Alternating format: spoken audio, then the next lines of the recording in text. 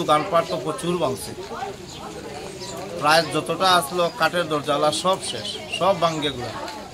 CC camera ভাঙছে, আমার দোকানের খাতা উতা যা ছিল, খাতার বেগের ভিতরে টাকাও আছিল, সব শেষ।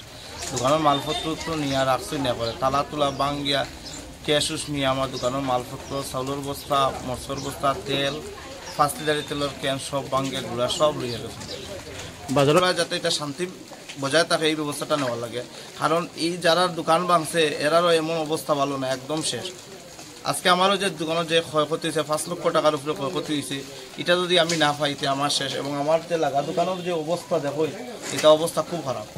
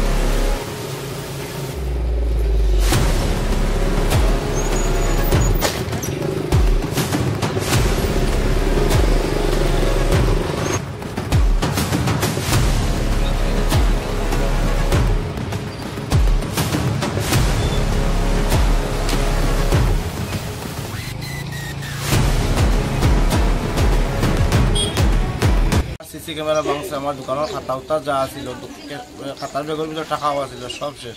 দোকানের মালপত্র নিয়ে রাখছি না করে, তালা তোলা ভাঙ্গিয়া ক্যাশ নিয়ে আমার দোকানের মালপত্র, চাউলের বস্তা, মরচর বস্তা, তেল, 5 লিটারের তেলের ক্যান সব ভাঙ্গে গুড়া সব লইয়া গেছে।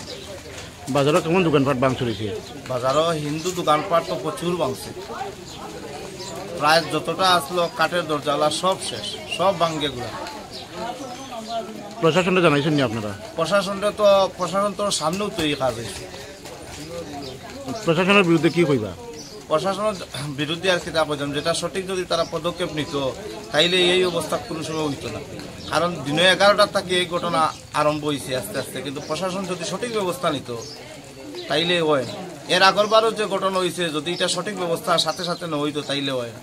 কিন্তু প্রশাসনে সবসময় একটা দুর্বলতা দেখা যায়, দুর্বলতা যার লাগিয়ে এই ঘটনা করছে। যদি এটা সঠিক সব সাথে সাথে যদি কোনো ব্যবস্থা না হইতো তাইলে এই ঘটনা হয় না।